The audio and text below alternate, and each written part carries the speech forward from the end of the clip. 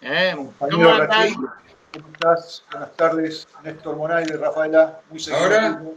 ¿Cómo estás, viejo? Ahora está fenómeno, Juan. ¿Cómo andás, Jorge? ¿Bien? Bien, bien. Aurora, ¿cómo andás, querida? Bien, bien. Compañera, ¿cómo anda eso? En la lucha. Bien. Que es cruel y es mucha. Es bueno eso, es muy bueno. ¿Quién va a coordinar? ¿Vos, Aurora? Sí, por ahora sí. Bueno, no sé cuánto vamos a juntar de vaquita para pagarte. No, desestime. Desestime. Bueno, ¿cómo anda eso? ¿Bien? Bien. Bueno. Algunos números preocupantes, pero bien. O sea, en la comuna hay muchos. Se ha duplicado mucho la cantidad. En Lugano, en Soldati, en 5 días se duplicó la cantidad de infectados. Es grave. Y sí. Estamos empezando a tener el pico máximo y lo vamos a soportar durante 3 semanas aproximadamente fuerte. Muy fuerte.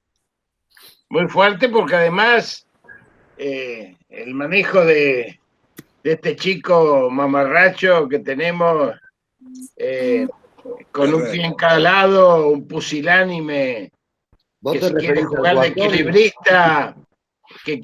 de equilibrista, como Rodríguez Larreta, la verdad es que está haciendo mucho daño porque cualquier epidemiólogo, cualquier sanitarista como nosotros sabe que el AMBA es una unidad sanitaria, no son 2 unidades. Dividirla solamente ya es un crimen sanitario.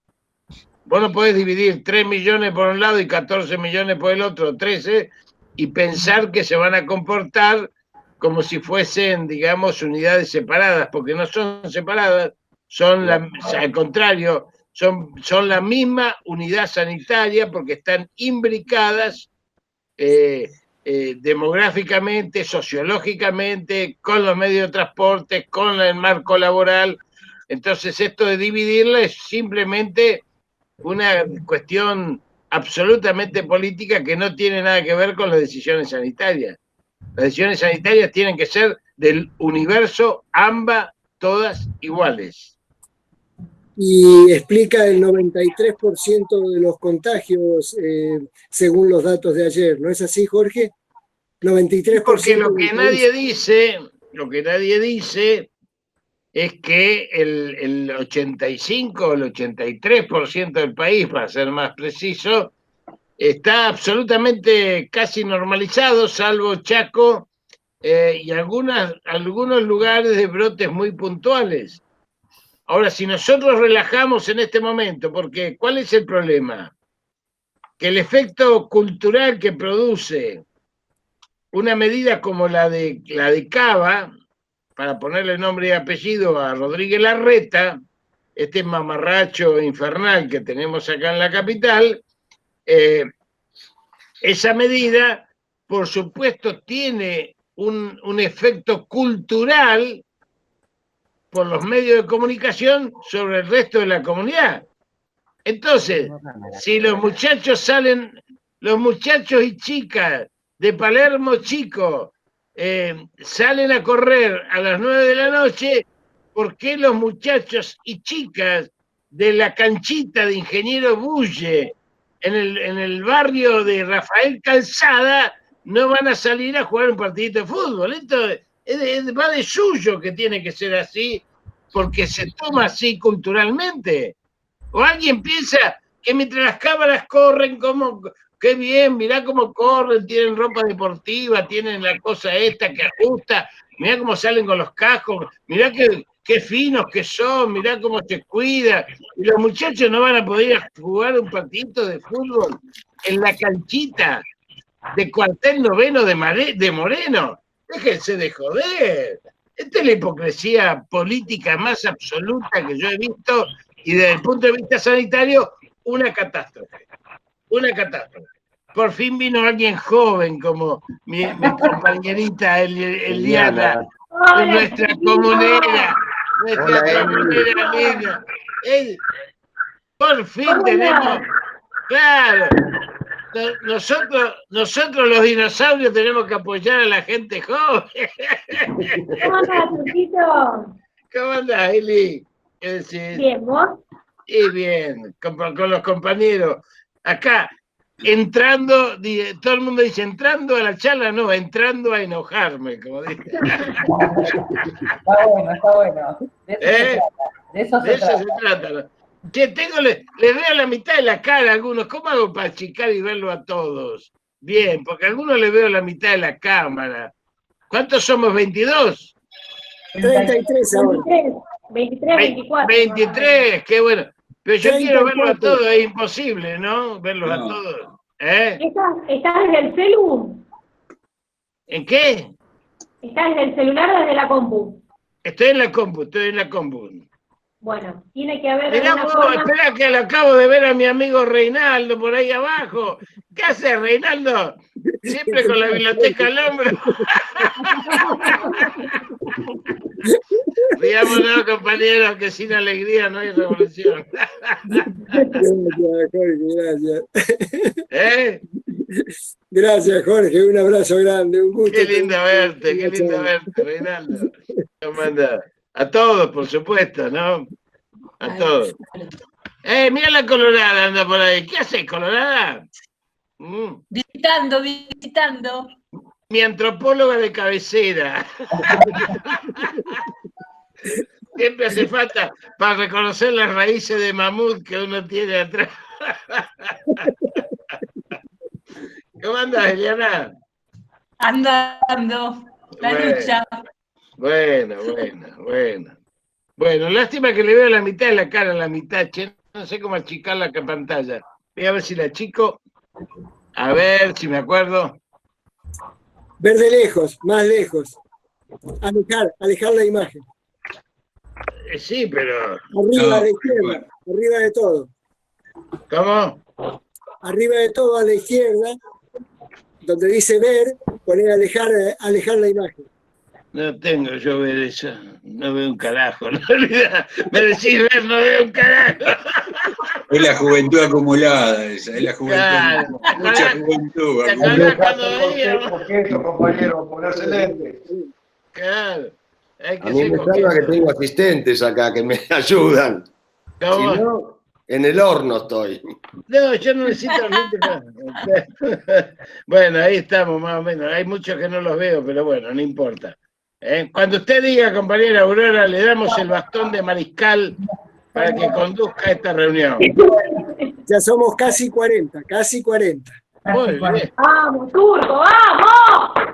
Ah, En el buenísimo. 42 comenzamos. En el 42 comenzamos. Vamos.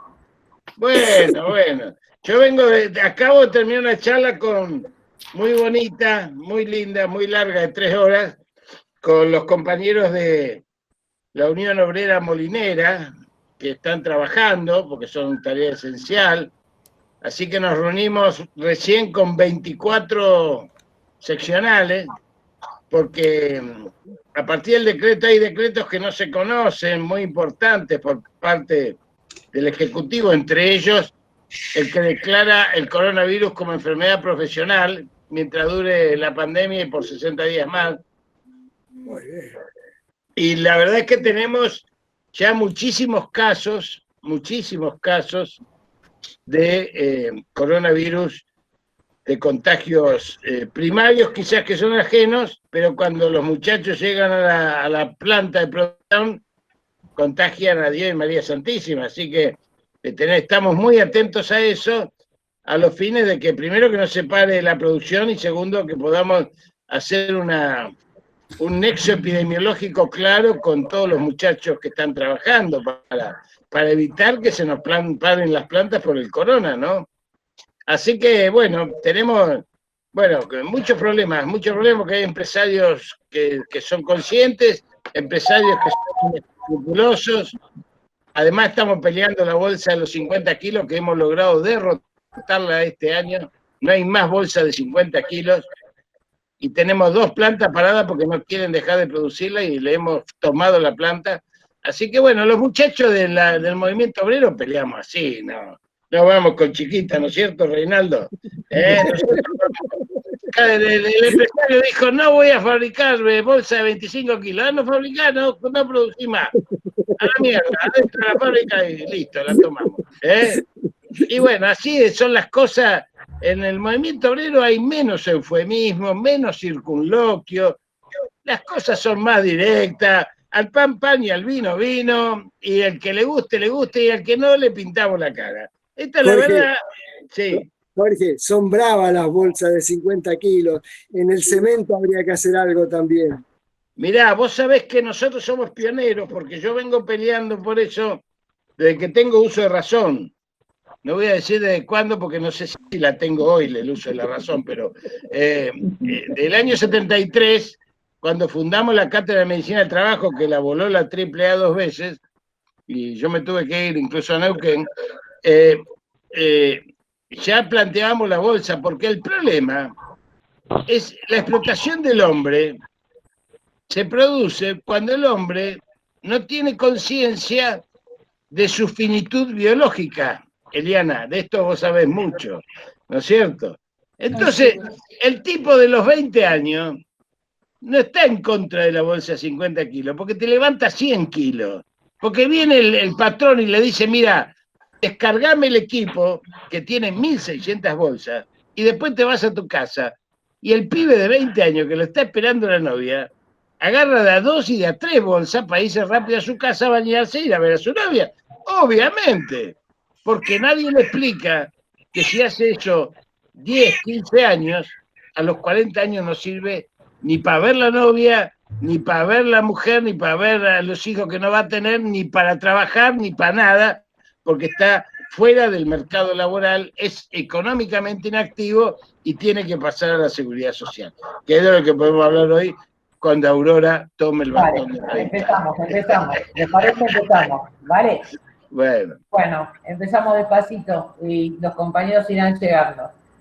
En principio, bueno, quiero agradecer al responsable político de PM Cava, Estanislao Grassi, no sé si andará por ahí, que, bueno, es un poco el que habilita la posibilidad y coopera en que nosotros gestionemos como Frente de Mayores de Peronismo Militante estos encuentros. Agradecer también a Leandro, que es responsable de la organización de Peronismo Militante en Cava. Obviamente a la bella Eli Núñez, que es nuestra comunera, acá en la Comuna 8, por el Frente de Todos, y también es parte en la conducción de Peronismo Militante en la 8. Hay muchos compañeros que están presentes de la mesa de trabajo de jubilados y pensionados de Cava, mesa de trabajo que está conformada por unas cuantas organizaciones políticas de mayores, que el Frente de Mayores de Peronismo Militante integra. Bueno, lo vi por ahí a Marcelo Cerodio de la Dorrego, está Silvia del Partido Solidario, René Girardi de Unidos y Organizados. Seguramente en mi pantalla no se ven más y no los puedo ubicar, así que a todos los que estén y no nombren, échenle la culpa al Alzheimer y no a mis intenciones. Siempre que uno nombra, desnombra, ¿no? Siempre queda algo en el tintero y la verdad que es porque no los puedo visualizar a todos a la vez. Hay responsables también de PM de las distintas comunas de Cava, hay varios jóvenes, también está Eliana Leonardo de la Comuna 9, nos acompañan también compañeros de las diferentes básicas de la comuna, y vamos a agradecer, para que esto sea posible necesitamos de un joven, que es Pablo Banevic, es un docente investigador de la Universidad Nacional de Avellaneda, pero para nosotros es el responsable de prensa de PM en Comuna 8 y es el que nos hace posible que estos inventos que nos mandamos los mayores tengan viabilidad. Esto que inició con una charla con Miguel Ángel Fernández Pastor, la verdad que la intención fuerte era convertirlo en ciclo. Y pensamos con los compañeros de la coordinación del Frente de Mayores de Peronismo Militante, pensamos que era bueno el título y se acordó con la organización pensar en mayores ante pandemia. Es la segunda charla. Esto fue propuesto y gestionado con el aval de la organización por el Frente de Mayores, y los integrantes somos 4, Mariano Luis, Eduardo Valentino, Tarraute, y yo, que no, y por delegación asume la coordinación, o sea que para mí no hay techo de cristal. ¿Cuáles fueron un poco los motivos que nos planteamos para iniciar esto? Por un lado, la necesidad de seguir construyendo unidad de concepción en tiempos de pandemia. Entendíamos que son varias las que nos atraviesan, especialmente hay una, la neoliberal, que hay que hacer desesperadamente que no se transforme en una endemia, ¿no? También estamos convencidos y convencidas de que es una batalla de pensamiento. Consideramos a la política como único refugio posible para poder amparar, poder tener dentro del paraguas a los sectores de mayor vulneración social. Y también pensábamos que el aislamiento, si bien se padece, puede convertirse en una oportunidad para pertrecharse, ¿no? En esta batalla que tenemos que dar, pertrecharse a nivel simbólico, ¿no? Pertrecharse con ideas, tener más cantidad de argumentos. Y también pensamos que la militancia no puede darse el permiso de ir ni un paso para atrás. De todas estas cosas empezamos a pensar esto de un ciclo donde recibiésemos argumentos para ajustar nuestras perspectivas, nuestras visiones, ponernos distintos, que nos prestasen distintas maneras de ver, distintos anteojos, y a partir de allí ajustar nuestras miradas para lograr cada vez, aprovechando este momento, la mayor unidad de concepción posible para poder ahora por las redes y más tarde que se atengan. Es un placer inmenso, Jorge, recibirte y que nos puedas ayudar con tus anteojos a tener otra lectura más de la realidad. Les comento a todos que Jorge es médico sanitarista recibido en la UBA, que es titular de una cátedra de Ciencias Sociales en la Universidad de Lomas desde 1996, que fue gerente de delegaciones regionales en el PAMI desde el 94 al 96, que fue secretario de medios de la presidencia entre el 94 y en el 96 también, que entre el 73 y el 86 intervino en el Ministerio de Trabajo y Promoción de Empleo en Perú como médico de la Seguridad Social, que en el 73 y 74 fue profesor adjunto de la Facultad de Medicina y cofundador de la Cátedra de Medicina del Trabajo. Para nosotros, hoy lo leemos de manera casi semanal, devoramos sus artículos, es un importante analista político e incluye fuertemente en sus análisis la mirada que a nosotros nos interesa, que es la perspectiva geopolítica. Así que bueno, ahora le agradecemos a quienes no nombramos que hayan asistido también y déjennos sus correos electrónicos, así para la próxima tenemos los nombres. Todo tuyo el resto. Bueno, muchas gracias, Aurora, muchas gracias, compañeros, por recibirme.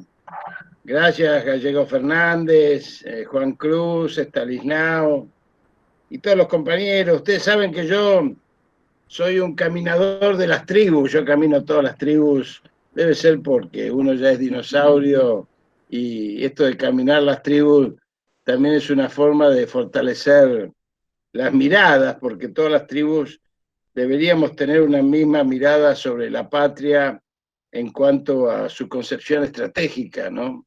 en cuanto a su concepción final de construcción de un modelo social solidario, de una patria más justa, más libre, más soberana, más independiente en el marco de la patria grande. Así que yo voy a aprovechar la pandemia para disecar la pandemia, para disecarla en tres planos: en el plano internacional, en el plano sanitario y en el plano político de la pospandemia, que me parece que es muy interesante poder empezar una búsqueda en ese sentido. Miren, mi análisis, para debatir, por supuesto, y siempre tratando de encontrar buenas razones que me hagan cambiar mis propias supuestas convicciones, es que este virus, que es un virus nuevo, que no conocemos, que nos estamos entendiendo o nos estamos conociendo como en el primer round de box, nos estamos visteando, ¿eh? El tipo es inteligente, nosotros creemos que somos inteligentes, pero sin embargo el virus, que es menos que un bicho, es una molécula, es una cadena proteica, no tiene vida propia, o sea que cuando anda solo se muere a las 5 horas, deja de tener, no se muere porque no tiene vida, o sea, deja de tener potencialidad de infección, que es otra cosa, necesita una célula para poder reproducirse, y es tan violento el degenerado que en un cuerpo humano se reproduce 100.000 veces en 24 horas. Cuando encuentra la célula, 100.000 veces, ni más ni menos. Pero este virus, este coronavirus, que probablemente tenga mucho que ver con la situación internacional, porque está descartado que no es de laboratorio, es un gen mutante, y probablemente mutante de animal hacia el hombre, o mutante de las resistencias que provoca el hombre cuando aplica medicaciones o sobremedicaciones en los cuerpos humanos. Cualquiera de las dos puede ser la causa. Si es de los animales, es porque los animales salvajes están en extinción por los cambios climáticos. Fíjense ustedes qué tema geopolítico. El calentamiento global, la desertización de la tierra, el uso de los glifosatos, es decir, los agrotóxicos. Todo esto entra en el combo de este virus, esta aparición nueva de un coronavirus que ya conocemos toda la familia, menos a este degenerado que no lo conocíamos. A este degenerado conocíamos 6, conocíamos la influenza, pero a este degenerado no lo conocíamos. Y este degenerado se comporta como todos los demás, pero agudizó algunas cuestiones que no conocemos y que vamos conociendo de a poco. Por ejemplo, la ventana de los 3 días que tiene antes de poder declarar que está vivo en el organismo, lo cual hace que haya 3 días previos donde no lo podemos detectar, salvo que haya tenido contacto con alguien al cual lo aislamos en previsión de que pueda ser un coronavirus positivo. Ahora, este bicho hizo lo que deberían haber hecho los pueblos, porque destruyó y puso en la vista de todo el mundo, a nivel mundial, la fragilidad de un sistema que parecía la Armada Invencible. Un sistema que había naturalizado, por ejemplo, desde el punto de vista sanitario, había naturalizado que se mueran 24.000 personas por día de hambre, se siguen muriendo, de las cuales 8.000 son niños. Y esto que tenemos todos los datos, todos los días caen 24.000 personas por hambre en el mundo de hace años, por la acumulación de riqueza, y 1.500 millones de personas que sufren hambre, y esto no es ninguna pandemia. Tampoco nos habíamos conmovido con la crisis endémica del ébola en África, porque como mata negros, ¿a quién le importan los negros? Si los trajimos acá para laburar, no nos van a importar si se mueren allá. Entonces, si los hicimos esclavos, ¿para qué ahora vamos a gritar por el ébola? Los cubanos fueron los únicos que fueron con brigadas al África a combatir el ébola. Digo esto porque se había naturalizado en el mundo que hubiese muertos con olor a gas y petróleo, 2,5 millones de muertos en Medio Oriente, en los países, que haya muertos en Palestina que todavía no tienen patria, casi 70 años después de haber sido declarado un país y no tienen país, y sigan siendo masacrados. Que haya 4,5 millones de personas vagando por el mundo que nadie las quiere recibir, que son las masas migrantes desesperadas que se quedaron sin casa, sin ciudad, sin familia y sin lugar y sin identidad a partir de las crisis africanas y de Medio Oriente. Un mundo que naturalizó estas cosas y que naturalizó que en América Latina hubiese hambre cuando tenemos millones para alimentar millones de personas, y que hubiese golpes parlamentarios, judiciales, militares, por diseño de Estados Unidos. Y y el virus vino y destrozó eso. El virus vino y se cayeron los mercados que parecían indestructibles, los fondos de inversión, las empresas, si no fuera por el halo dramático de las muertes y las infecciones, que nunca todavía alcanzan la dimensión de las guerras y la devastación, sería realmente casi una tragicomedia. Un virus vino a hacer esto. Un virus que indudablemente, además, le propinó al neoliberalismo a nivel mundial derrotas muy importantes.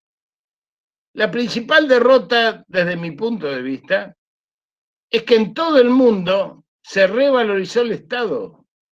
Volvió el Estado como ordenador social, como eje de las políticas sanitarias. Volvió el Estado a estar en la mesa de discusiones.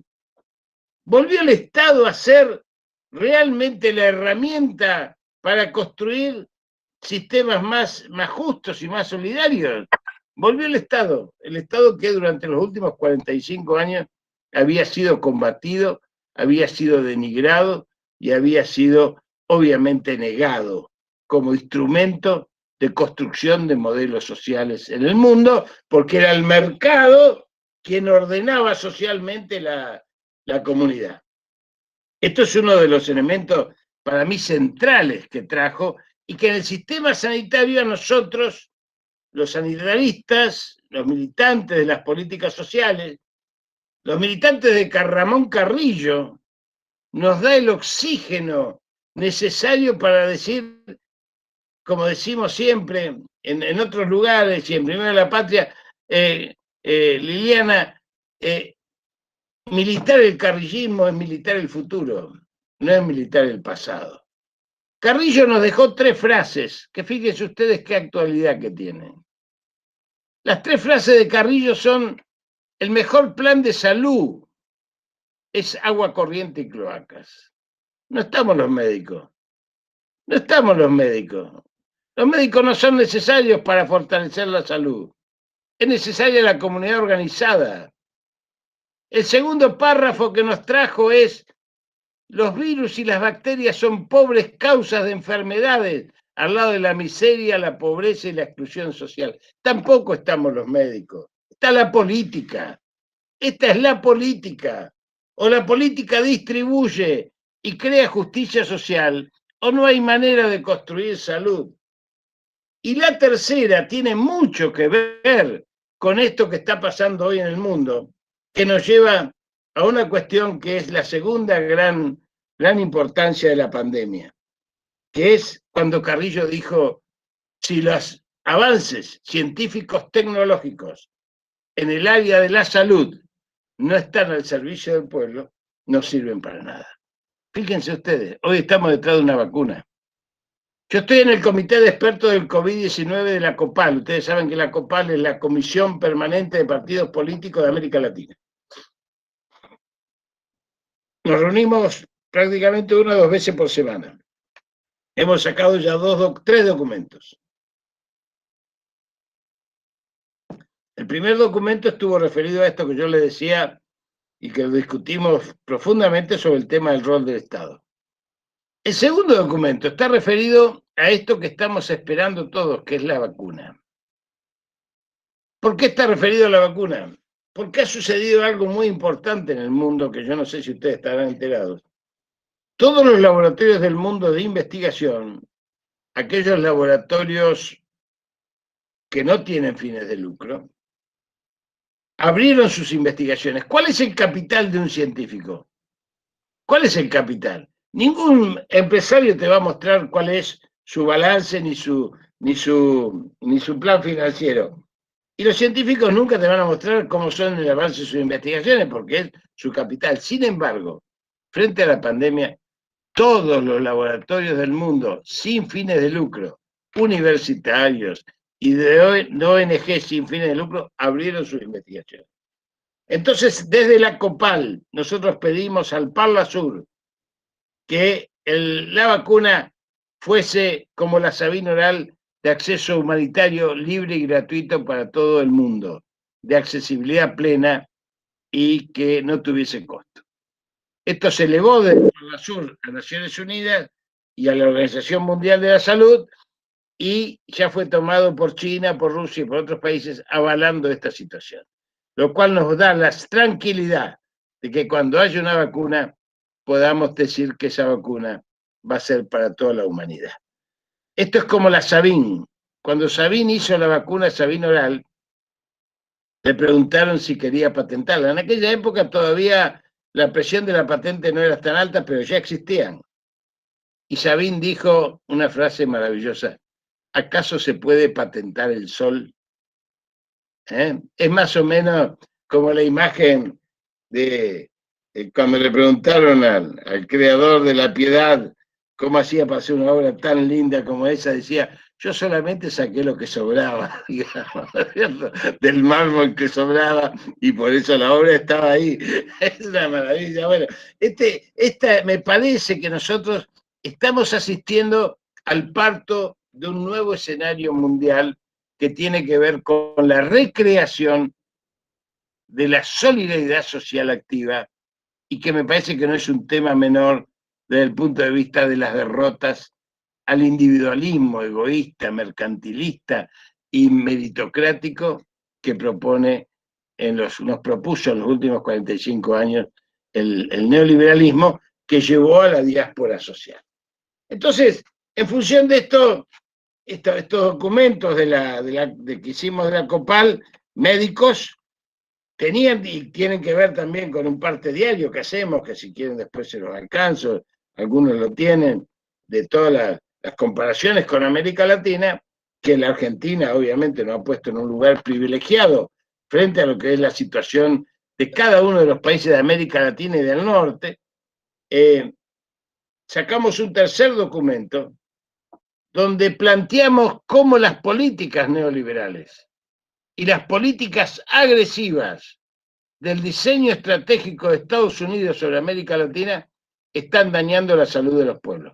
Y en especial a partir de los bloqueos inhumanos, brutales, absolutamente medievales que lleva adelante sobre Venezuela, Cuba y Nicaragua. Esto no hay que olvidarlo.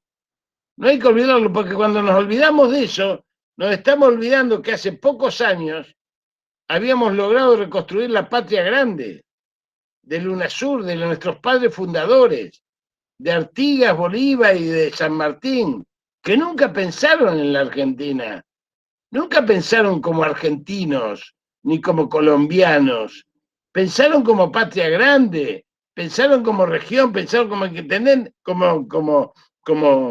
libertadores, y vinieron a reconstruir ese sueño Lula, Chávez y Néstor.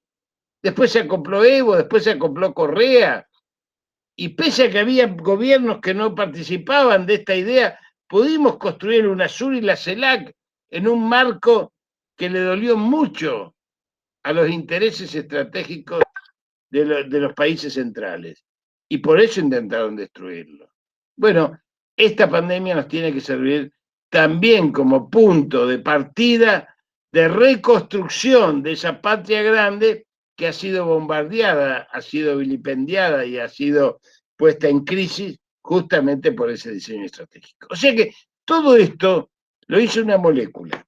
Ahora, nosotros, cuando vimos que pasaba esto, teníamos dos ventajas comparativas con el resto del mundo. Dos. La primera de ellas la había protagonizado el pueblo argentino. que en octubre del primer round y de una piña lo sacó del ring al bruto neoliberal, al personaje más nefasto que ha tenido la historia democrática de la Argentina en los últimos años, como fue Mauricio Macri. Lo sacó de la cancha. Pese a eso, mucha militancia lo vivió. Che, no fue tan clara la derrota. En el primer round. Murió en el primer round. No pudo llegar al segundo round, que eran sus expectativas. Y algunos de nuestros compañeros lo vivieron como que no era tan importante. Esta primera ventaja la construyó el pueblo argentino. La segunda ventaja fue sanitaria. ¿Por qué fue sanitaria? Porque nosotros nos enteramos 2 meses antes, de cómo venía la mano con el bicho. Esto nos dio la oportunidad entonces de ir preparando el terreno. ¿Por qué? Porque el gobierno asumió el 10 de diciembre con 2 demandas, la deuda interna y la deuda externa. La deuda externa que nos asfixiaba en la soberanía y la deuda interna que nos asfixiaba en el dolor social profundo de los afectos. Con 5 millones de argentinos que no comían, con el 52% de los chicos por debajo de la línea de pobreza, con jubilados y pensionados que habían sido agredidos y tenían que elegir entre los medicamentos que le habían sacado o la comida que también le habían sacado, con deudores hipotecarios que estaban por perder la casa y con empresarios pyme que en número de miles habían tenido que cerrar, desde comercios chicos hasta empresas familiares, hasta pequeñas industrias de 10 o 20 empleados. Entonces el gobierno se preparó para eso. No iba a construir un gobierno para pandemia, porque no sabía que iba a haber una pandemia. Y sin embargo, a los 3 meses, ¡paf!, nos viene la pandemia. Nos viene la pandemia cuando ya habíamos armado el plan de hambre, por suerte. Y cuando viene la pandemia, entonces el gobierno hace, para mí, la maniobra más espectacular que pudo haber hecho, que es declarar una cuarentena dura, temprana. ¿Qué significa dura, temprana? Por eso el pueblo al principio no la entendió. Yo les voy a dar un dato para que ustedes lo graben y si quieren lo anoten. Miren, fecha 13 de marzo de este año. La Argentina tenía 2 muertos por el virus y teníamos 3 decenas de infectados, todos importados, todos con nexo epidemiológico. Teníamos seguimiento, teníamos capacidad de ver quién se iba infectando y cómo se iban infectando. Brasil tenía 5 muertos y 50 infectados de las mismas características. Hoy Brasil tiene 50.000 muertos y 1 millón de infectados. Y nosotros tenemos recién 1.000 muertos. Digo recién no porque sean pocos, sino que son muchos, pero en función de lo que sucede y lo que podría haber sucedido, es poco, y tenemos menos de 40.000 infectados. O sea que aún tomando que Brasil tiene 200 millones de habitantes y nosotros 44, podemos dividirlo rápidamente por 5, tendríamos 10.000 muertos y tendríamos 200.000 infectados. Tranquilamente, sin hacer grandes logaritmos ni proyecciones estratégicas. O sea que la medida de la cuarentena fue como cuando nosotros decimos cuál fue la mejor medida de Cristina Kirchner desde el punto de vista de la salud. Fueron 2, las 19 vacunas y la asignación universal por hijo, porque las 2 fueron preventivas. Bueno, la cuarentena fue la mejor medida preventiva que se pudo tomar y salvó miles y miles y miles de vidas. Esto es el primer tema. Segundo tema, estas medidas se tomaron sobre la base de una sala de situación epidemiológica, sanitaria, virósica, infectológica, que funciona diariamente, horariamente, funciona en segundito que me está llamando Daniel Goyán, un segundito. Hola Daniel, hola. Estoy en un Zoom. ¿Es muy urgente o te llamo en un rato?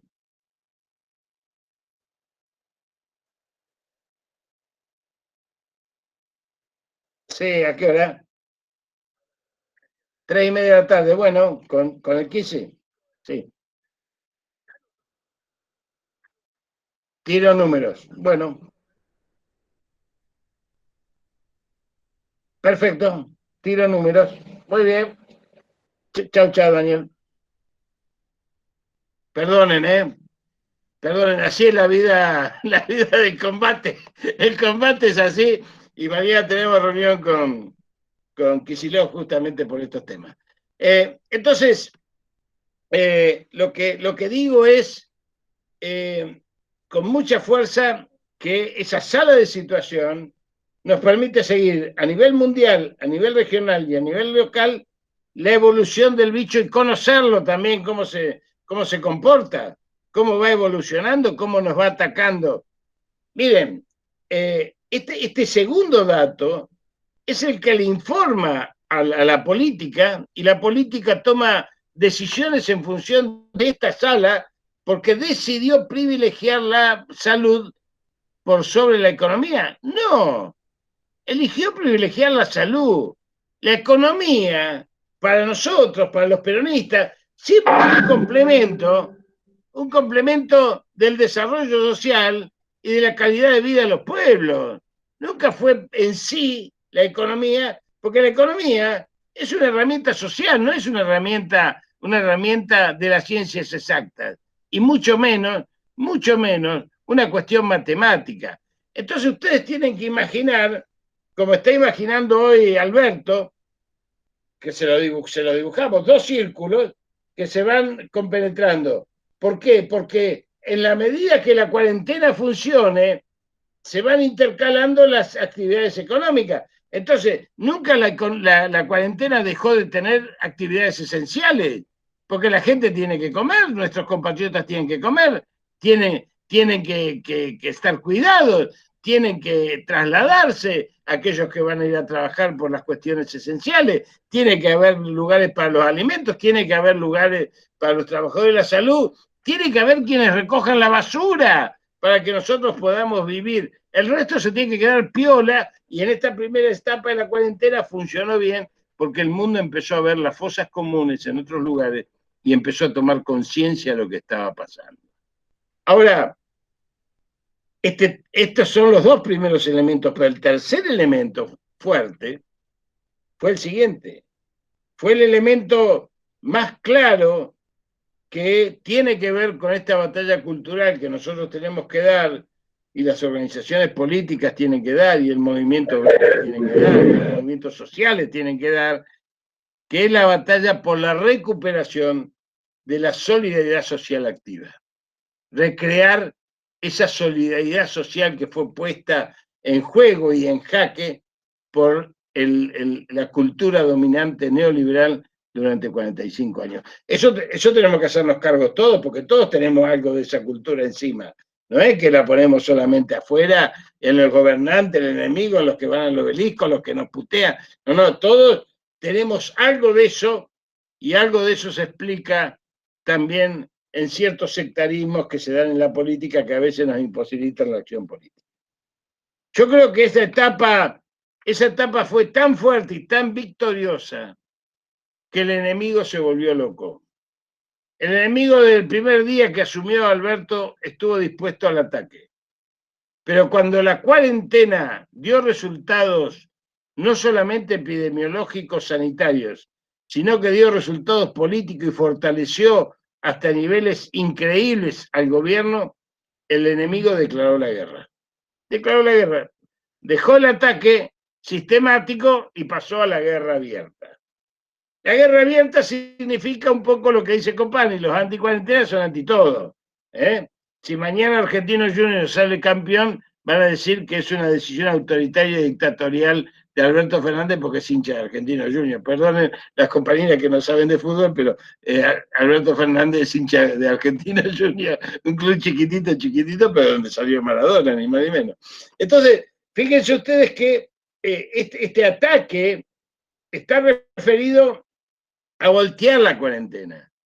Porque si voltean la cuarentena, y en esto tiene un juego Rodríguez Larreta, que no es casual, que no es menor, que es un juego muy, muy perverso, que es mostrarse acompañando y a su vez abriendo. ¿Por qué? Porque los ex compañeros o compañeros de él que no tienen responsabilidad territorial también lo quieren hacer mierda a Rodríguez Larreta. Entonces lo aprietan para hacerlo pelota, porque si le va bien a Rodríguez Larreta es quien conduce el día de mañana el PRO, lo cual hace que Macri, Bullrich y Pichetto se vayan al diablo. Ahora, si a Rodríguez Larreta le va mal, ellos quedan fuertes como los que lograron, ¿no es cierto?, incluso vencer al gobierno y doblegarlo si derrotan la cuarentena. Entonces, ¿qué hacen? Lo aprietan a Rodríguez Larreta, que se deja apretar porque tampoco quiere perder el liderazgo del PRO y no se anima a romper porque es un pusilánime absoluto, ¿no es cierto? Y cree que puede jugar en las dos bandas, mientras entonces le da a correr a los runners que se traslade esta epidemia, porque hay una falacia, hay una falacia. Los canales de televisión y los medios hegemónicos, que son la punta de lanza del enemigo, presentan esto como que el problema está en los barrios, en el barrio Mujica y en la 1130, en la 1114. Bueno, los datos nuestros, y esto lo vamos a hablar también mañana con Kicillof, demuestran que la ciudad de Buenos Aires, que es la que más casos tiene de contagiados, tiene un 38% en los barrios más humildes de personas vulnerables y un 62% en los barrios que están afuera. Entonces, ¿cómo es que cada vez que sacan las cámaras van a los barrios? Y cada vez que sacan las cámaras en el conurbano van a los barrios. Hoy no dicen nada de Villa Azul, donde con una medida sanitaria pudimos resolver en 14 días absolutamente un foco de 300 personas que se nos había incendiado y lo pasamos a cero al día de hoy. A cero. A cero. ¿Cómo hicimos? Lo cerramos y garantizamos la comida en bolsones de 15 días hechos por nutricionistas a cada familia, para familia tipo. ¿Y el gobierno qué hace con esto? El gobierno instrumenta medidas económicas hacia todos los sectores. 11 millones de bolsones de comida que se están distribuyendo. El tema del IFE, que no será mucho. ¿Por qué? Porque en una guerra lo que hay que garantizar es la calidad mínima de vida del pueblo. ¿Qué es la calidad de vida mínima de vida? Acceso a la salud, comida, agua y gas. Entonces, congelamos las tarifas. Si no pagás, no pasa nada, nadie te va a cortar. Tenemos el IFE, el ingreso familiar. Tenemos, digamos, aquello que tiene que ver con el salario y la ley de no despido para los trabajadores en blanco. Tenemos los créditos a tasa cero para los monotributistas que empiezan a pagar recién a tasa cero, que empiezan a pagar en enero. Tenemos los créditos a tasa subsidiada para las pymes. Le pagamos el salario a los trabajadores, incluso de aquellos que nos putean, de los medios que nos putean. Y bueno, algunos dirán, está mal, pero cuando uno hace la ley, la hace para todos. No puedes andar discriminando a quien le garpa, porque la decisión del gobierno nacional es fundamentalmente proteger el trabajo, que no despidan a nadie. Fíjense ustedes, Estados Unidos tuvo 40 millones de despedidos, 42 ahora, 42 millones de despedidos. Y de los primeros 40.000 muertos, hubo un 30% que no tuvieron acceso a la salud. O sea que no sabemos si se hubiesen muerto o no. Bueno, en estos meses nosotros pudimos aumentar, y esto lo quiero remarcar porque es muy importante, pudimos aumentar un 38% las camas de terapia intensiva en el país. Pasamos de 9.000 a 12.000 y pico. Un 30%. Encima nuestros científicos, vilipendiados, marginados, denigrados por el gobierno macrista, crearon el kit, primero el kit serológico, y ahora crearon el kit ya más avanzado que compite con el PCR, que ya no hay que esperar 24 horas, sino que a las 2 horas da el resultado. Estos son nuestros científicos. Nuestros científicos lograron duplicar los respiradores con un mecanismo que hicieron en el INTI, donde duplican los respiradores. Tenemos un gravísimo problema. Por más que tengamos respiradores, tenemos 3 fábricas de respiradores y acabamos de inaugurar la 4ª en Tierra del Fuego. Respiradores. Los kits serológicos y los kits ahora de detección tipo PCR nos ubican en el 9º país del mundo en que los hace. Con nada, prácticamente, como decimos los argentinos, atándolo con alambre en el Malbrán, en el Anlis, en el Maistegui, en el Biológico de La Plata, en el Leluar, todos organismos nacionales que hay que fortalecer. Entonces, fíjense que en el Ministerio de Salud teníamos cuando llegamos. Lo hicimos. Llevamos 180 días. Y yo veo compañeros que le saltan al cuello al gobierno. Llevamos 100... Mire, yo también quiero saltarle al cuello. Ahora cuando le diga lo que yo quiero hacer, ustedes se van a tirar debajo de la cama y van a decir que a mí no me conocen. Pero yo lo que les digo es que yo también. Pero lo que tengo que entender es que yo como militante debo tapizar el camino para que el gobierno avance. No tengo que exigirle al gobierno que avance. Nosotros tenemos que tapizar y hacer el camino para que el gobierno avance. Son dos dimensiones de la política. Ahora después podemos hablar cómo se hace eso. Pero nosotros tenemos muchas responsabilidades por delante. Y yo quiero, no menor que esto, dedicarle un párrafo al tema de la seguridad social.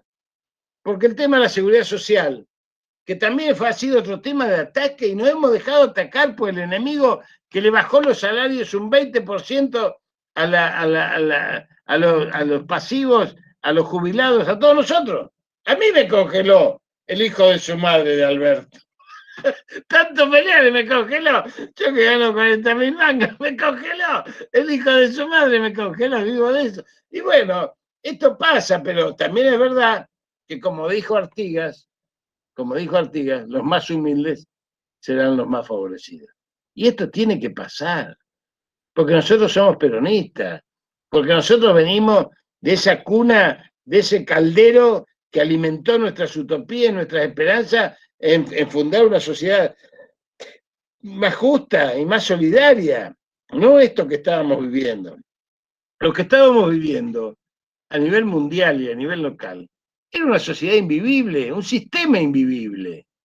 Por eso el virus vino a poner en crisis sanitaria al mundo, pero vino a poner al desnudo una crisis civilizatoria que ya existía. Ya existía.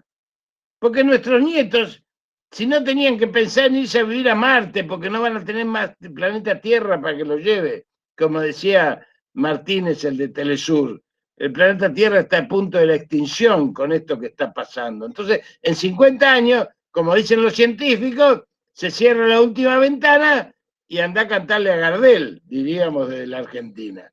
La última ventana es cuando las capas de acumulación del anhídrido carbónico, la combustión, el metano y todo lo que contamina, llega a un nivel, porque no pasa a la atmósfera, llega a un nivel donde ya nosotros, como seres humanos, tenemos que ir mutando para adaptarnos. ¿Qué significa mutarnos para adaptarnos? Y lo que hacen los bolivianos que viven a 4.200 metros de altura. Tenemos ya más glóbulos rojos, tenemos otros metabolismos, otra actitud, tenemos esa cosa que decía Rodolfo Kusch del estar, ¿no es cierto? Vamos a recuperar el estar frente al ser, se ríe Liliana. Esto del estar es muy lindo, el ser es hegeliano, es de los objetos, es de la acumulación, es de tener más cosas, de tener más bienes, tener más cuestiones que nos pertenezcan, mientras el estar es más compartir en comunidad, el más saberse, trascendente por lo que uno está compartiendo con otros seres humanos y la naturaleza que por nosotros mismos. Entonces la seguridad social en la Argentina, que es ejemplo en el mundo, ¿ustedes saben cuántas órdenes de pago emite el ANSES por mes? ¿Alguien tiene idea? Porque hasta que esto no se pone en cifras, todo el mundo dice, el ANSES. Bueno, todos los meses el ANSES emite 17 millones de órdenes de pago. Y usted va a su Banelco y la tiene. Ahí está la plata ahí. ¿Cómo está? Y sí, está 17 millones. Dígame que después dicen que el Estado es ineficiente. Yo quiero saber qué pasa con una empresa de 1000 empleados cuando tiene que pagar los sueldos a fin de mes. 17 millones de prestaciones se pagan mensualmente desde el ANSES. ¿Por qué no lo decimos? ¿Por qué no decimos que le hemos aumentado a la jubilación mínima, le hemos aumentado por encima del índice inflacionario de estos meses? Que fue del 14 y le aumentamos el 19, a la mínima. A mí obviamente no, pero a la mínima sí. Pero yo tengo para comer. Y la mínima ahora está llegando a tener para comer. Y que le hemos puesto otra vez los medicamentos. No se lo hemos dado nosotros.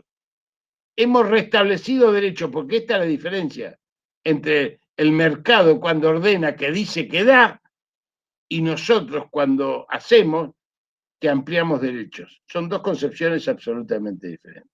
Una cuestión es ampliar derechos y la otra cuestión es dar. Nosotros no damos, no somos un mecanismo de beneficencia, somos una acción política, estratégica de ampliación y construcción de derechos sociales, que eso es justicia social para siempre. Por eso, yo creo que nosotros, no me quiero ir mucho más allá. Aurora, retame cuando quieras, no te hagas problema. Yo no me quiero ir mucho más allá, pero quiero decirles que la seguridad social se basa en 3 patas, muy sencillas. El que más gana aporta por el que menos gana. El más joven aporta por el más viejo. Y el más sano aporta por el más enfermo. Estas 3 patas, tan sencillas, el neoliberalismo las vino a amputar. Se llevó a los que más ganan. ¿Dónde se los llevó? Se los quiso llevar con la FJP, lo recuperamos. ¿Pero se los está llevando con las prepagas o no se lo está llevando con las prepagas? En las obras sociales que fueron intrusadas por el neoliberalismo. Entonces aparecen justamente Galeno, Swiss Médica. Swiss Médica, este mamarracho de Velocopil que está hablando por todos los medios ahora, es el tipo que más guita fugó y el mayor timbero financiero, porque son empresas financieras, no son empresas de salud. Acaba de comprar el Canal América. Son los que más dinero ganaron junto con el sector financiero. Se han quedado con las ART. Hoy las ART, la aseguradora de riesgo de trabajo, que va a ser uno de los ejes a los cuales vamos a tener que derrotar. Ustedes saben que el superintendente de riesgo de trabajo sigue siendo el mismo que estaba con Macri, que se llama Gustavo Morón, y que limitó absolutamente todas las cuestiones que tenían que ver con la defensa de la salud de los trabajadores, y fue reafirmado por nuestro gobierno. Bueno, son las cosas que tenemos que ir a pelear. ¿Las vamos a pelear por los medios? No, jamás pelearemos por los medios. Nosotros somos oficialistas, tenemos pensamiento crítico alto, perdonen las compañeras, pensamiento crítico alto peronista hincha pelota, si quieren, pero nunca le vamos a dar de comer al enemigo. Vamos a ir a discutir por donde hay que ir a discutir. Y vamos a ir a proponer por donde hay que ir a proponer. Y me parece que es ahí donde nosotros tenemos que poner el acento. Y en la seguridad social tenemos que el día de mañana ir avanzando a como dé para ir reconstruyendo la solidaridad social de la seguridad social, desmontando la estructura perversa que ha construido el neoliberalismo, que desreguló las obras sociales, rompiendo la identidad, permitió la intrusión de las prepagas, con la Constitución del 94 fragmentó el país en lo sanitario, le sacó al Ministerio de Salud el tema del manejo del precio de los medicamentos, le sacó al Ministerio de Salud el tema de la invalidez, la siniestralidad en el trabajo y las enfermedades profesionales, le sacó al Ministerio de Trabajo el tema del control de la entrada de los medicamentos importados, le sacó al Ministerio de Trabajo el control del PAMI y de la seguridad social, como las provincias que tienen su propio sistema de obras sociales provinciales, y le sacó también, porque está loteado, la Superintendencia de Servicios de Salud. Entonces, ¿qué maneja el ministro de Salud hoy? ¿Saben lo que maneja? Planes del Banco Mundial. Entonces, como esto hay que recomponerlo, ahora viene para mí la última parte. Vieron que, como en las óperas, la última parte es la más fuerte. Es la entrada fuerte, después el desarrollo y después viene el final fuerte también. Nosotros vamos a tener todavía 2 meses y pico, casi 3, de esta fase difícil de la cuarentena. Vamos a tener que trabajar mucho y el enemigo está aprovechando que nosotros somos respetuosos de la cuarentena para ocupar las calles, para agraviarnos, para enfrentarnos. Son una minoría política con una amplificación comunicacional porque tienen sus 2 puntas de lanza con Clarín y La Nación, TN y compañía, que obviamente nos agravian y nos martillan la cabeza todos los días. Bueno, entonces ahí viene lo que yo quiero decirles desde el punto de vista político. Y después si dicen que no me conocen, yo no me ofendo ni me... Yo creo que nosotros tenemos que dejar de justificarnos. Tenemos que dejar de defendernos. Tenemos que dejar de dar explicaciones racionales a los irracionales. Tenemos que empezar a plantear objetivos estratégicos. Tenemos que llevarlos por delante con todo lo que vamos a hacer.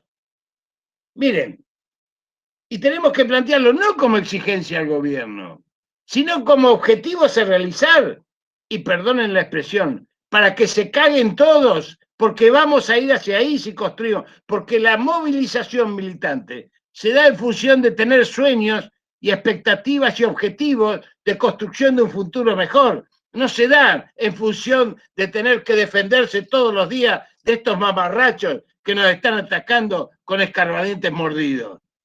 Entonces, me parece que nosotros tenemos que empezar a plantear, miren, nosotros tenemos que plantear la nueva Constitución. Rápidamente, planteémosla, pero no le digamos al gobierno, tenés que ir. No, mira, nosotros queremos ir hacia una nueva Constitución. Planteemos la nueva Constitución. Planteemos la libertad de los presos ya. Yo tengo 3 presos todavía en la cárcel de Alto Comedero.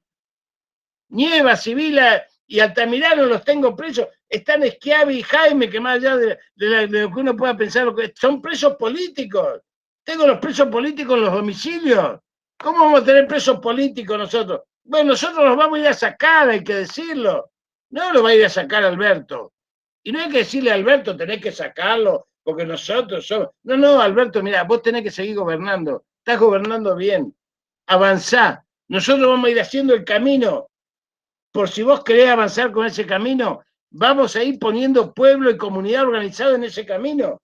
Porque no hay construcción sin la comunidad organizada, venciendo los sectarismos. Vamos a ir hacia la nacionalización de los servicios públicos, porque si son servicios públicos, son derechos humanos, y si son derechos humanos, están protegidos constitucionalmente, y si están protegidos constitucionalmente, no pueden estar en manos del lucro, tienen que estar en manos del Estado, y sobre eso tenemos que ir. Y vamos a ir hacia la reconstrucción del UNASUR, y vamos a ir a la Argentina bicontinental de Perón, y vamos a seguir combatiendo a los ingleses en Malvinas porque ellos tienen el proyecto estratégico de arrebatarnos la Antártida Argentina. Por eso desapareció de los mapas, por eso está desapareciendo de los mapas la Malvinas. Entonces tenemos que recrear la Argentina bicontinental de Perón. Tenemos que plantear los espacios soberanos de tierra, mar y aire, que son los que tenemos que defender porque son los que le dan soberanía a un país. Vamos a ir también por una ley de entidades financieras y el control del comercio exterior. Hay que plantearlo, porque si no lo planteamos, nuestra militancia se va a creer que hacer política es tener un puesto en el gobierno, y eso no es hacer política. Hacer política es transitar los sueños, transpirar la camiseta, estar junto al pueblo y ser capaces de imaginar un futuro mejor. Y si la pandemia nos enfrenta con eso, bienvenida sea la pandemia, porque vamos a ir a transitar nuevos escenarios entre cómo se construye una comunidad organizada con un modelo social, solidario, biocéntrico, que consolide la visión del hombre, el ser humano y la naturaleza frente a la visión macroeconómica, la visión mercantilista, la visión brutal e inhumana del mercadismo militante. Entonces, estas dos visiones son las que se van a enfrentar. ¿Quieren que les diga algo más? Y con esto termino. No nos alcanza con ser antiimperialistas, compañeros, porque ser antiimperialista nos pone en el lugar de la periferia. Nosotros, como decía Fermín Chávez, tenemos que ser aquellos que construyamos la epistemología de la periferia. Somos para la universalidad del hombre, no, somos para nosotros ser universales, no somos periféricos de nadie. Ser periféricos de nadie es aceptar la colonización que nos quieren imponer desde los sistemas sanitarios hasta los sistemas educacionales, desde el impulso de las armas hasta esto que quieren hacer ahora con una vacuna que sea patentada. Entonces la lucha va a ser permanente. ¿Qué grieta ni grieta? Si nosotros no damos una batalla cultural donde derrotemos a Mitre, no vamos a tener futuro, porque nuestros chicos crecen con civilización y barbarie. La civilización es lo que viene de afuera y la barbarie somos nosotros, todos los negros, y más si somos peronistas y choriplaneros. Compañeros, muchísimas gracias por esta oportunidad que me dan de charlar con todos ustedes.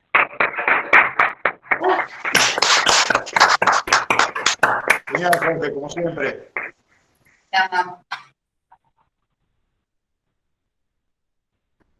Bueno, muchísimas gracias, la verdad que contundente, muy fortalecedor para la militancia. Y ahora, bueno, compañeros, el espacio es para ustedes, para que pregunten, ya sea si lo quieren hacer por el chat o levantan la mano, y Pablo y Mariano me van a ayudar un poco todos a que se pueda producir el diálogo.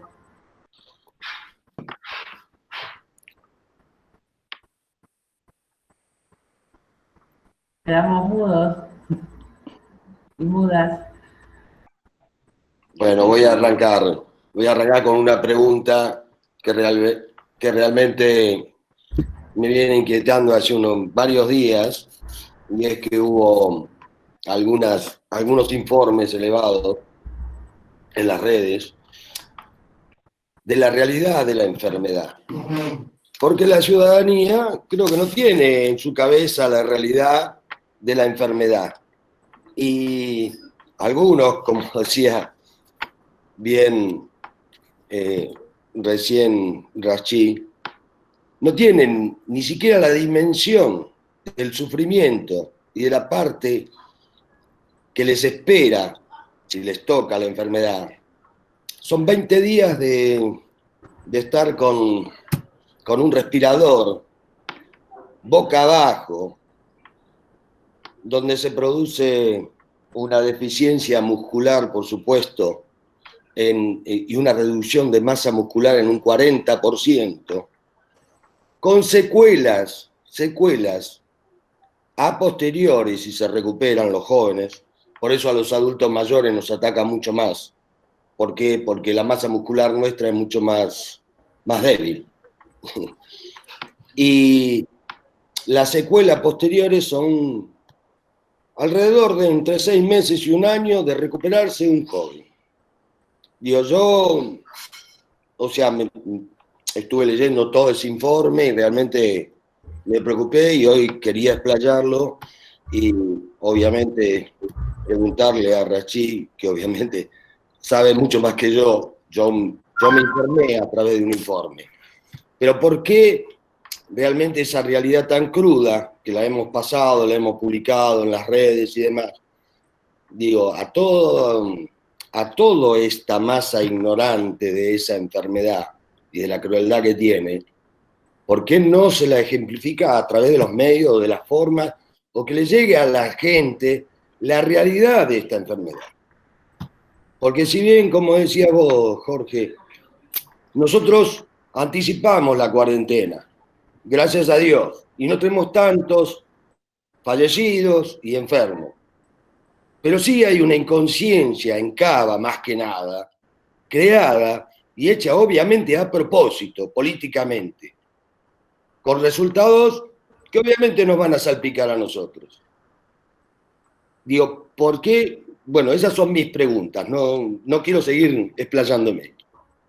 Mirá, yo te diría, ¿puedo hablar, Aurora? Sí, ya está en ustedes. Mira, en las redes funciona mucha basura y esto que vos estás describiendo, digamos, nosotros tenemos que decir la verdad. Este virus se comporta como el resto de los coronavirus, con un 80% que lo cursa bien, un 15% que lo cursa mal. Mal significa cuando vos tenés una gripe y te agarrás una bronquitis, o tenés una gripe y te agarrás incluso una neumonía, o tenés una gripe y tenés una disfunción hepática o intestinal, o cualquier otra cuestión que te haga, o una sinusitis. Entonces esas son complicaciones manejables. Algunas requieren internación, otras no requieren internación. Y tenés un 5% de los grupos de riesgo que están compuestos por los mayores de 65 años, por los enfermos crónicos de enfermedades no transmisibles, descompensadas, no las compensadas, las descompensadas, es decir, diabéticos descompensados, hipertensos descompensados, renales descompensados, cardiópatas, por nombrar solamente 4 de tantas que hay. Y después tenés grupos de riesgo de personas inmunosuprimidas, como el VIH y el VIH, o personas que estén en tratamientos oncológicos con quimioterápicos, que también tienen la defensa baja. Estos son grupos de riesgo. Bien. Como ese 5% es el que vos describís con precisión de cómo cursa, que es la cursada cuando necesitas respirador, yo les voy a dar algunos datos dramáticos. Miren, se comporta igual que la gripe, entonces la gente dice, si se comporta igual que la gripe, ¿para qué tanto lío? Esto es lo que hacen los gobernantes como Bolsonaro, como Trump, del efecto manada. Es decir, que se contagien todos, que mueran los que tengan que morir, ¿no es cierto? Y que sobrevivan los que tienen que sobrevivir. Aún a esos hay que decirles a todo el mundo que la economía norteamericana cayó al 10% sin tener restricciones de cuarentena como las que tenemos nosotros. Y la economía brasilera también está cayendo al mismo ritmo. Pero ¿qué hace este efecto manada? El efecto manada intenta interpretar de que si es como una gripe, bueno, pero esto no es como una gripe. Porque la gripe, o el coronavirus que conocíamos, tiene un lapso de infección de 6 meses, entre los 3 meses del otoño y los 3 meses del invierno. Entonces, también produce el 5% de estas complicaciones, pero no te lo produce como un misil, como en este caso, que te produce en un mes 100.000 infectados y el 5% de 100.000 son 5.000. Con una desventaja que tiene el virus este degenerado, que cada cama que ocupamos en terapia intensiva es una cama que tiene un promedio de día-cama de 21 a 24 días. Entonces, es muy alto, porque si yo te ocupo una cama, te la estoy clausurando por 21 o 24 días. Entonces, los que lleguen el día 10 van a tener que esperar todavía 14 días y yo tengo el 100% ocupado. ¿Me explico lo que quiero decir? Esto es un misil. Es un misil que explota si explota. Por eso, la ventaja de poder controlar esto y mantener la terapia intensiva, porque nos vamos a contagiar todos, a lo mejor. Es probable. Ustedes tienen que tener, miren, no sé si me están viendo mis dedos ahí? ¿Están viendo mis dedos? Más arriba. Más arriba, ahí están viendo mis dedos.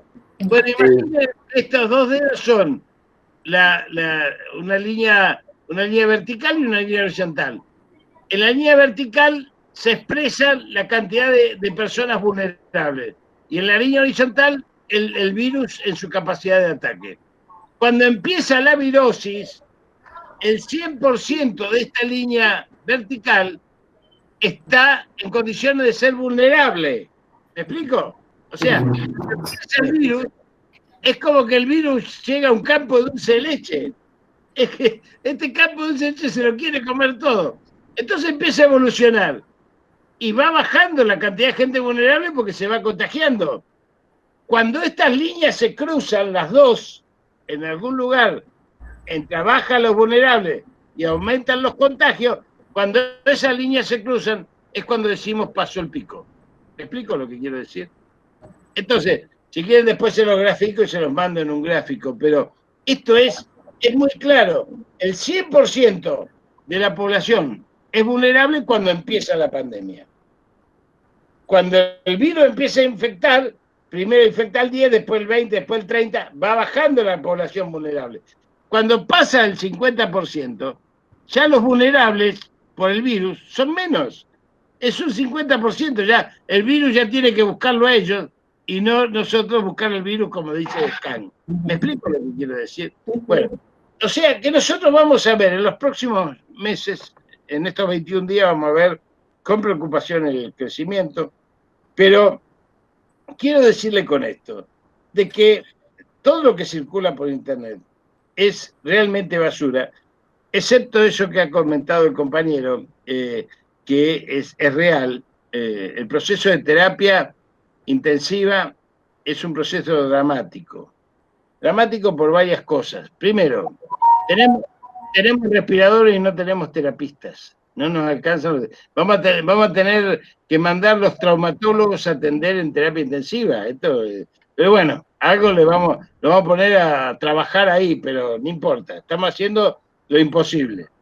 Pero por otro lado, lo ideal de esto que yo le digo de los 24 días es que al paciente lo pongamos en respirador cuando tiene una saturación menor al 92%. La saturación normal es del 98%. Si baja del 92% con coronavirus, lo ideal es ponerlo en oxigenación, es decir, en respirador. Ahora, si no se lo pone en respirador y se espera hasta que llegue al 86%, ese paciente tiene muchas menos posibilidades de sobrevivir. Y esto lo hemos visto en los hospitales. En los hospitales, por el manejo que han tenido en algunos lados, han puesto al respirador recién después que bajó del 90%. Y la sobrevida fue mayor, mejor dicho, menor, a la de las clínicas privadas donde lo ponían en el 92%. Entonces, la salud pública en la Argentina, y esto es algo que le hemos reclamado y Ginés quiso hacerlo y no lo dejaron, la salud pública en la Argentina es de gestión pública y de gestión privada, pero todo es salud pública. Es como las escuelas. En las escuelas, la educación pública es de gestión pública o de gestión privada. Pero nadie puede hacer otra cosa que... entonces, ¿nosotros qué decíamos? Todas las camas de terapia intensiva tienen que estar al servicio del coronavirus. En Capital, por ejemplo, hay 300 camas de terapia intensiva públicas y 1.650 privadas. ¿Por qué? Porque este es el mapa sociológico de estas capas medias aspiracionales de la ciudad de Buenos Aires, y sin embargo, en provincia de Buenos Aires, nosotros pasamos de tener 3.500 camas a casi 5.000 y pico que tenemos ahora. ¿Por qué? Porque es otra composición. Pero estamos poniendo a todas las clínicas y le hemos dado ahora dinero a las clínicas para que no se fundan, porque se han tenido que recurrir a créditos y se le han dado subsidios a los fines de que tengamos todas las camas de terapia intensiva también de los prestadores privados. Más la del Sanatorio Antártida, y acá quiero traer a colación algo que no se nombra nunca. Muchos de los sistemas que tenemos de aislamiento están ofrecidos por los hoteles sindicales de la capital federal y de la provincia de Buenos Aires. Y muchas de las camas que tenemos están previstas para el coronavirus en función de las propias organizaciones sindicales, como el Sanatorio Antártida. Esto también hay que decirlo, porque no he visto a ningún Vicentín poniendo camas para el coronavirus. No he visto a ningún Bungebor, no he visto a ningún Ratazzi poniendo, aunque sea una cama, ni un respirador, ni un tubo de oxígeno. Manga de hijos de su madre. Y todavía después son los que embisten contra nosotros y las políticas de las corporaciones. Entonces, todo esto hay que decirlo, y perdonen que me desvíe un poco, pero me van apareciendo los temas que tengo en la cabeza, y ustedes saben que el agua al tanque va llegando de a poquito. Aparecen una pregunta y un comentario acá en el chat. Sí. Una pregunta de Luis Herrera es ¿cómo encarar en Cava la derrota del PRO? Bueno, derrotar al PRO, supongo, debe ser la pregunta. ¿Cómo encarar en Cava la derrota del PRO? Miren, lo primero es dejar de militar en las redes y empezar a militar en los territorios. Esto es lo primero. Crear organización política, aunque sea, yo les pido, yo insisto, yo recorro todas las tribus, yo le pido a los compañeros, mire, no quiero nombrarlos, pero a todos, porque yo los quiero a todos. Juntemos todos los dirigentes en una mesa de todas las organizaciones y tengamos un plan de acción común. Un plan de acción común donde esté el peronismo militante, donde esté Colina, donde estén estos, donde estén los otros. Miren, si hay una victoria del neoliberalismo a nivel internacional y acá en la Argentina es la fragmentación. La fragmentación es la victoria del enemigo. Y si la victoria del enemigo es la fragmentación, la victoria nuestra, compañeros, es la unidad. No digo que perdamos nuestra identidad, digo la unidad de concepción y de acción hacia objetivos estratégicos. Entonces, juntémonos, miren, el mejor ejemplo lo dio Cristina Fernández de Kirchner. Construyó una unidad en función de un objetivo: destruirlo a Macri y al neoliberalismo, sacarlo en el primer round del poder. Y no eligió al Che Guevara, eligió a Alberto Fernández, que lo había combatido. Eligió a Alberto Fernández, que yo no le quiero relatar la historia, pero todos las conocemos. Yo estuve en el gobierno del innombrable 6 meses y me fui a los 6 meses del Gabinete Nacional porque sabía lo que venía. Y los 10 años de desierto estuve viendo a muchos compañeros que hoy nos gobiernan. Bueno, esto es realidad, pero también no me enamoro de eso ni de la historia, digo. Tenemos que ser capaces de transitar, sobre todo los mayores, empujando esta etapa con mucha humildad y sin rencores, a los fines de ver que el movimiento nacional no se excede a nuestras cuestiones dogmáticas, porque si hay un objetivo como el que pregunta la compañera, que yo comparto, derrotar al PRO, es juntar una mesa todo, desde Santa María hasta el peronismo militante, hasta el movimiento Evita, porque los muchachos abajo se putean. Convengamos, hablemos con todas las letras. En los territorios los muchachos se miden como si fuesen fulleros de los cuentos de Borges, y de Malevo, ¿no es cierto? Se miden y se sacan el facón. Bueno, muchachos, dejémonos de mormar. ¿Queremos sacar el PRO de la ciudad de Buenos Aires? Construyamos una mesa de unidad, construyamos simplemente sentarnos a ver en qué estamos de acuerdo y poniéndole un paraguas a los que no estamos de acuerdo. Miren, en la campaña electoral yo no pude hablar de la nueva constitución que venimos trabajando con Zaffaroni, con Barcesat, con Cholvis, con la compañera Garrigosi y todos ellos, más otros compañeros. Creo que vos estabas también, Reinaldo, en alguna reunión de la nueva constitución, y no la pudimos sacar porque no formaba parte de los acuerdos. Bueno, no formaba parte de los acuerdos. Esta es la política. Y no formaba parte del acuerdo y club, la comimos. Y ahora la sacamos. Esta es la política, pero hay que hacer política. No podemos tener odios que después nos llevan a derrotas. Y podemos tener sectarismos que después nos llevan a fragmentaciones. Tenemos que juntar voluntades y derrotar el PRO en la ciudad es muy fácil. Si construimos mayorías populares, si lo traemos, no sé, digo una mesa, voy a decir una barbaridad, miren. Si ustedes me preguntan, yo hasta construyo una mesa con Ricardo Alfonsín, hoy embajador, para derrotarlo al PRO, cualquier cosa me sirve. Desde un escarbadiente a un misil, todo me sirve. Muchachos, hagamos política.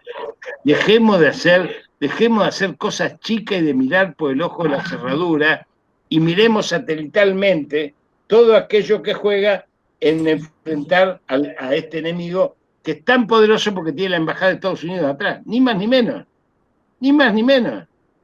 ¿O se creen que la embajada de Estados Unidos no lo mueve a Prat Gay y a Lustó al mismo tiempo? Obviamente. Entonces, bueno, si a mí me quieren llevar a discutir la política, yo estoy dispuesto a discutir con todos.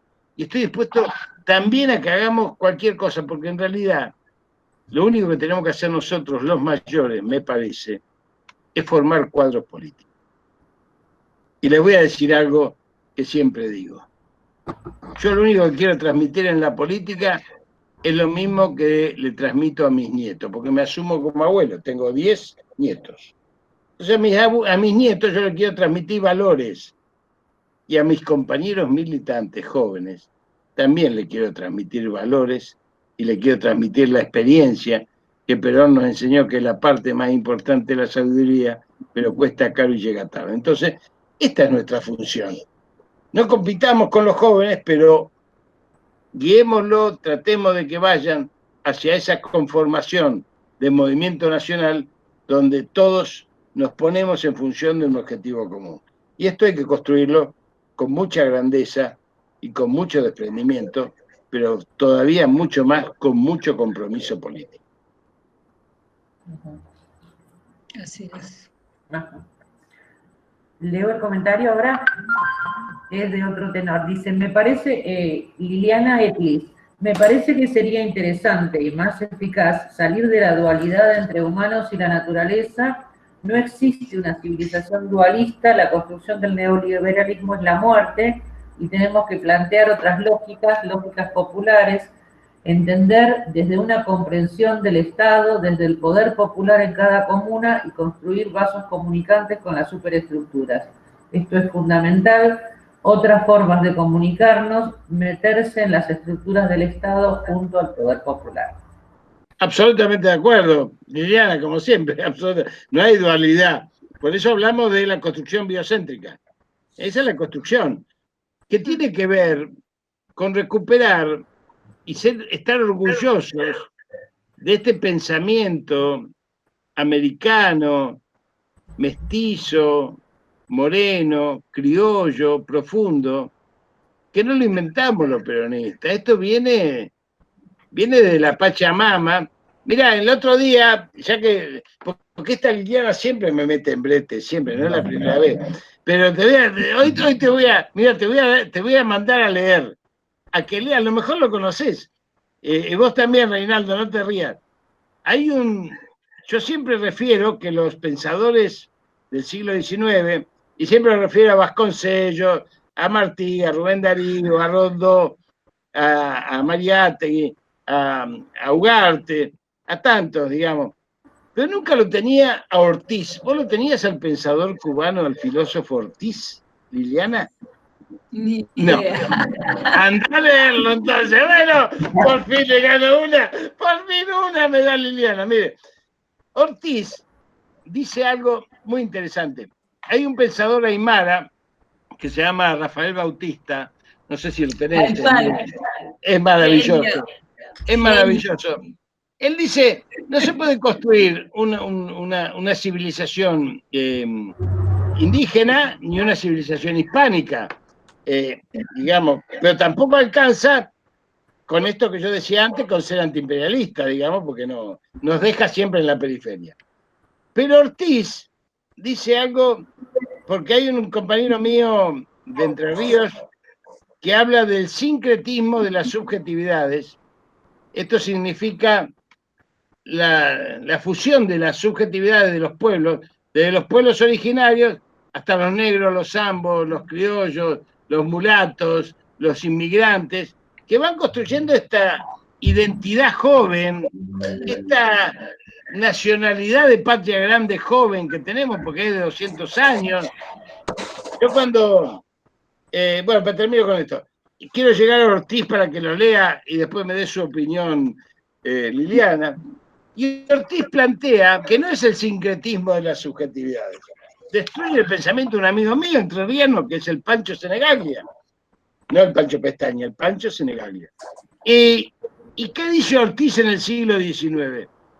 Dice, no se trata de que las culturas se van acumulando como capas geológicas. Se trata de la transculturización. Y pone un ejemplo muy lindo, Liliana, que es el siguiente. Le digo a todos, cuando nace un chico, tiene los genes de los padres, pero no es ninguno de los dos padres, es un nuevo ser, que es por sí y para sí, tiene una nueva identidad, y la identidad americana es una nueva identidad, no es ni europea, no es originaria, no es mulata, no es negra, es una nueva identidad en construcción.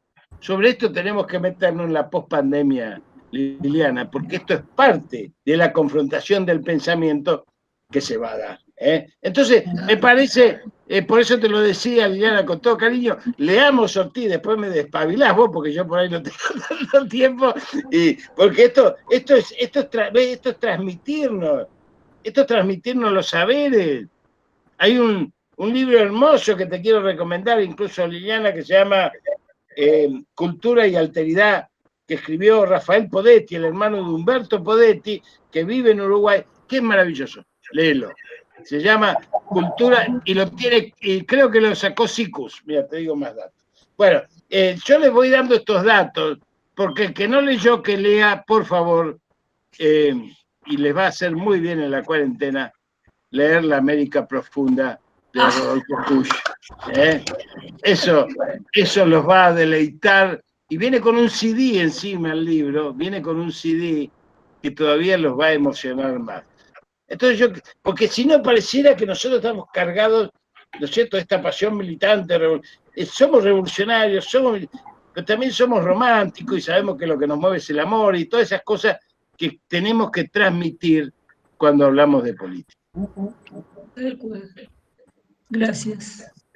Bueno, hay otra preguntita más. Dice, ¿cómo articular la militancia en el territorio retomando los preceptos de comunidad organizada y la propuesta de Perón en el modelo argentino para el proyecto nacional? Es una pregunta de Néstor Monay. Bueno, Néstor, ¿cómo estás? Te agradezco la pregunta, porque en realidad la comunidad organizada, lo primero que tenemos que hacer con la comunidad organizada es debatirla, hay que ver lo que nos dijo Perón.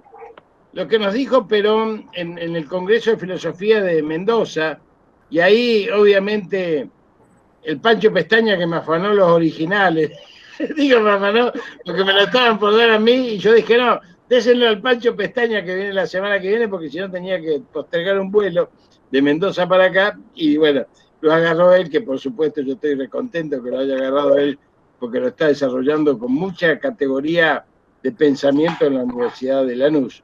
Pero digo, la comunidad organizada, el Congreso de Filosofía, que es la etapa fundacional de Perón,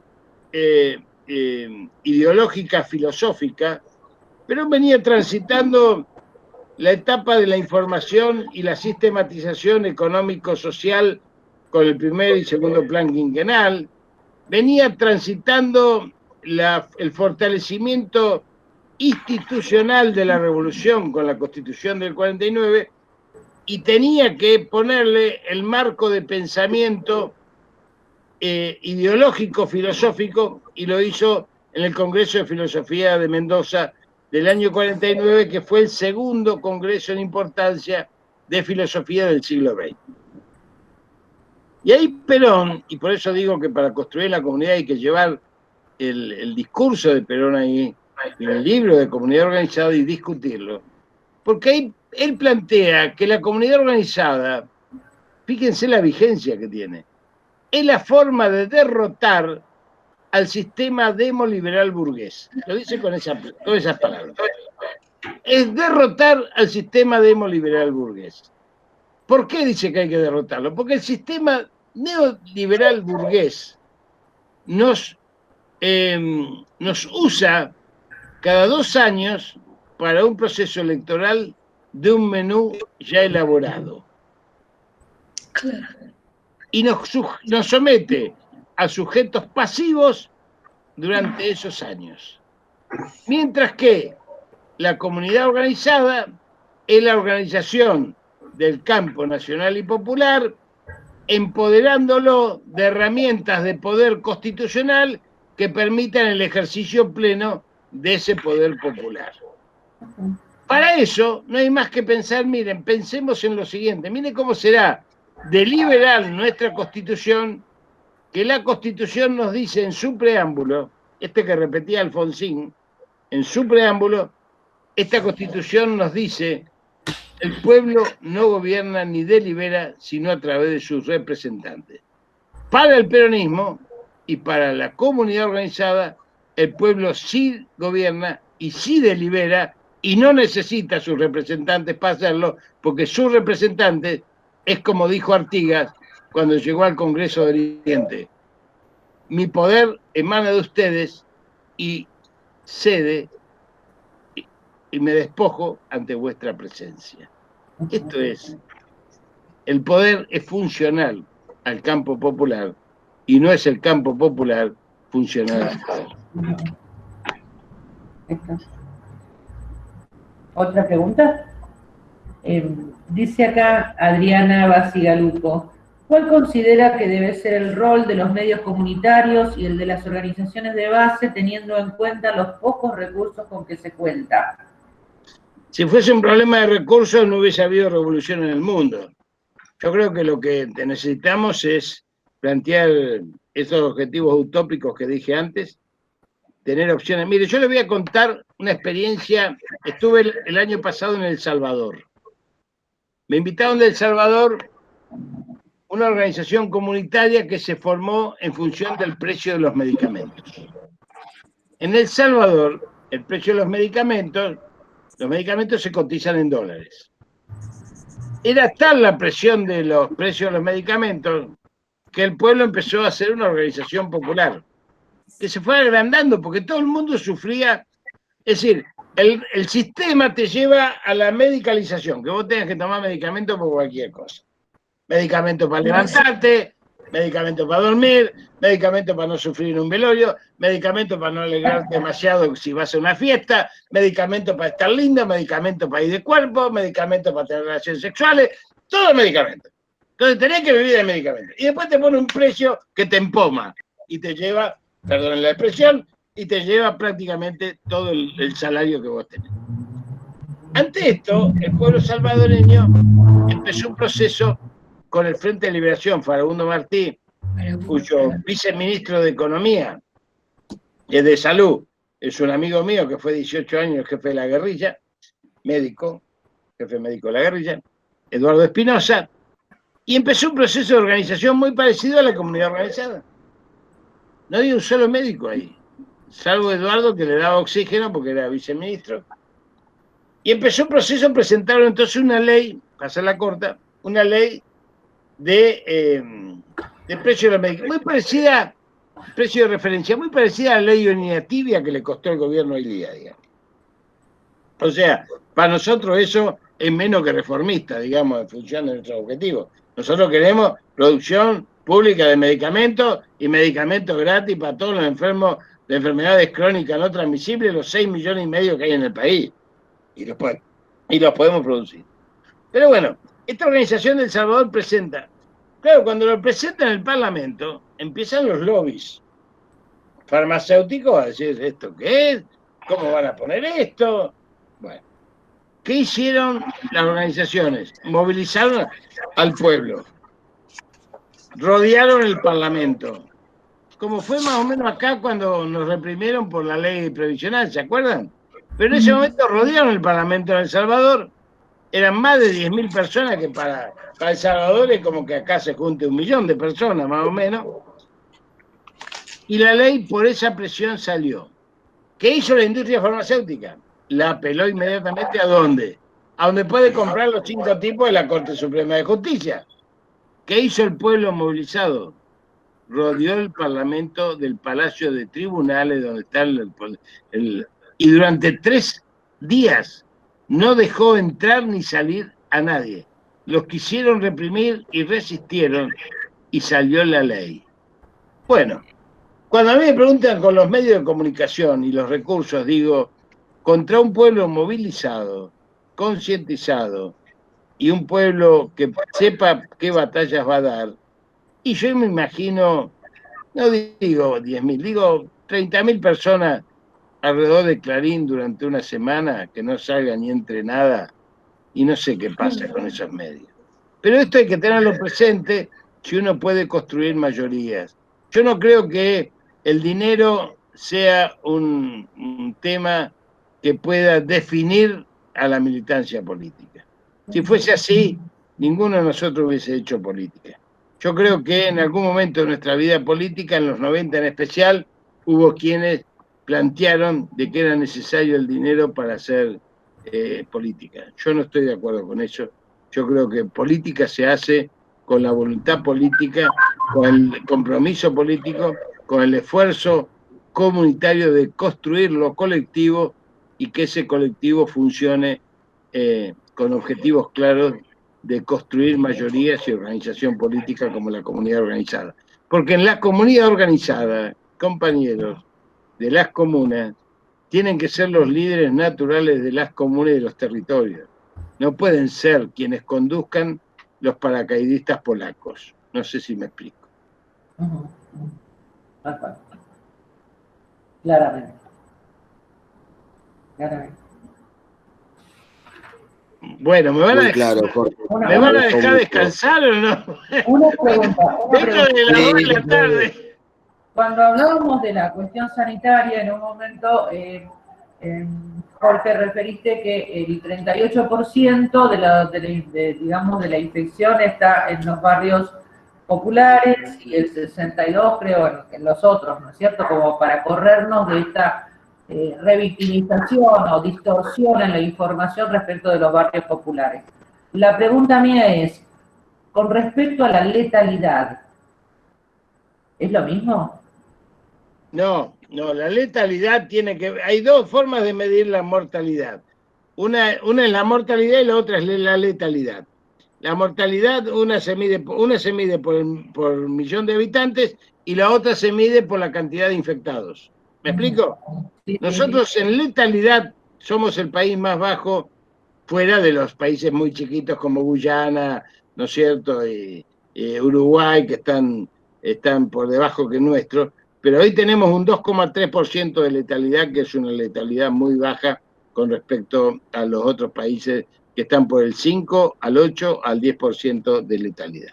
Así que, la mortalidad y la letalidad son dos valores diferentes. Uno es por millón de habitantes, el otro es por miles de infectados, digamos, ¿no? Así que esto hay que tenerlo en cuenta.